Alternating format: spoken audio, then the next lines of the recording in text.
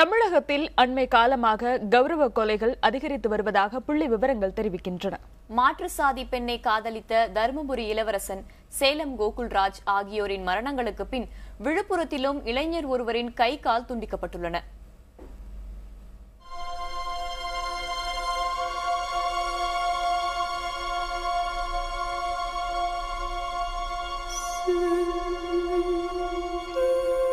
காதல் என்ற மென்மையான உணர்வு சாதி மதம் என வரும்பொழுது உருமாறிவிடுகிறது.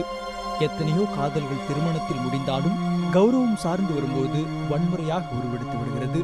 பள்ளி மாணவியை காதலித்த செந்தில் என்ற தனியார் பேருந்து ஓட்டுநரை பெண்ணின் உறவினர்கள் அடித்ததோடு நிற்காமல் அவரது வலது கை மற்றும் வலது காலை துண்டித்துள்ளனர்.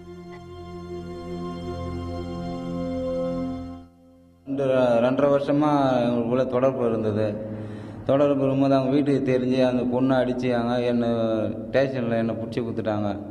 நான் 11 நாள் உள்ளே இருந்துட்டு வெளியில் வந்தேன் மேடம். வெளியில் வந்து அதுக்கப்புறம் பிரச்சனை ஆயிடுச்சுன்னு நான் பயந்துன்னு நான் வேறு வேலைக்கு போயிட்டேன் மேடம். வேறு வேலைக்கு போனோடனே நான் தேசத்தில் அந்த பக்கம் நான் பஸ் ஸ்டாண்டுக்கு வரும்போது அந்த பொண்ணு பார்த்துட்டு அவங்க மாமா என்னை பார்த்துட்டு திருப்பி பொண்ணு பின்னாடி வரான் அப்படின்னு சொல்லி என்னை வந்து வழிமறித்து தலையில் தாய்க்கினார் மேடம்.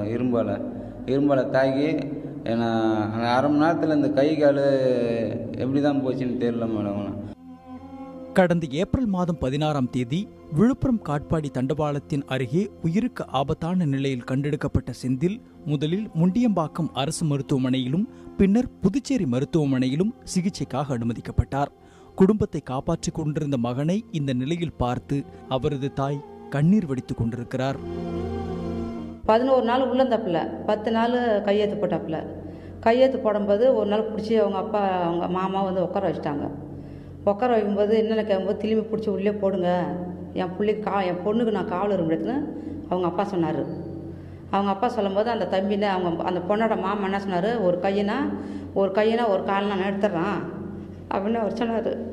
நான் அப்படியே சொன்னேன், உங்கள் காலில் வந்து கும்பிட்றேன், அவங்க லைஃப் வீணாக்காத்தப்பா, வேறு தான் உங்களுக்கு பதில் சொல்கிறேன், இதுக்கு மேட்டு ஒன்றா நான் பதில் சொல்கிறேன், இது மேட்டு ஒன்றா நான் வந்து என்கிட்ட சொல்லுப்பா, நான் பொறுப்பு, நானே எப்படின்னா அவனை கூப்பிட்டு போய் அரெஸ்ட் பண்ணுறேன், நீங்கள் எதுவும் பண்ணுறாதுங்கப்பா நான் சொன்னது கொள்ளுங்க.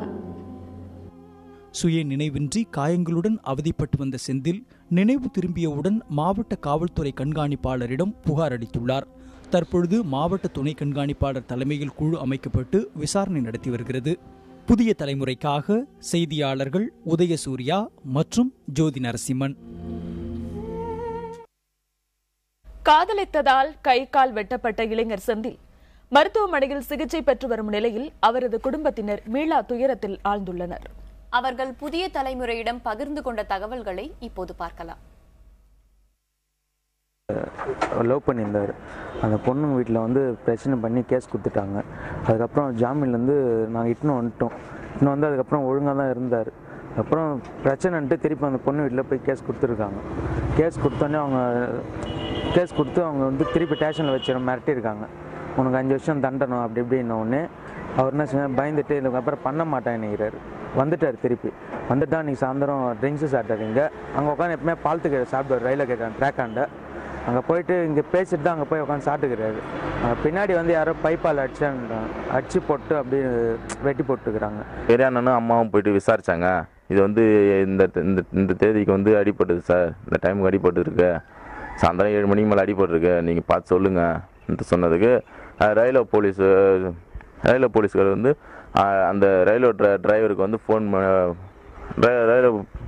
ஃபோன் பண்ணி வர வச்சு கேட்டதுக்கு, நான் அன்றைக்கி வந்து எந்த ஒரு கேஸும் அடிப்படல, நான் தான் அன்றைக்கி ஓட்டிகிட்டு வந்தேன், இது வந்து ட்ரெயினில் அடிப்பட்டால் எனக்கு தெரியும்ன்ட்டு அவங்க சொன்னாங்க. பொண்ணூட்டுக்காரங்க மேலே தான் சந்தேகம் இருக்குது. அந்த பொண்ணூட்டுக்காரங்க ஏற்கனவே இந்த மாதிரி அவனை யூடிசிங் கேஸில் பிடிச்சி கொடுத்துட்டாங்க. நான் அதுக்கப்புறம் போய்ட்டு ஒரு ஜாமீன் லெட்டர் வந்து 10 நாள் கூட இல்லை, ஒரே வாரத்தில் இந்தமாதிரி மறுபடியும் போய்ட்டாங்க, ஒரு பிரச்சனை ஆகிடுச்சுன்னு சொல்லிட்டு திரும்பி போலீஸ்காரங்க பிடிச்சி எடுத்து வந்துட்டாங்க. திரும்பி இப்போ பேசி நான் இந்த அவன் வரமாட்டான் போக மாட்டாங்க அவன் பிரச்சனைக்கு அப்படின்னு சொல்லிட்டு நான் கூட்டின்னு வந்துட்டேங்க. கூட்டின்னு வந்த திரும்ப 3 நாளில் இந்தமாதிரி சம்பவம் நடந்து போச்சுங்க.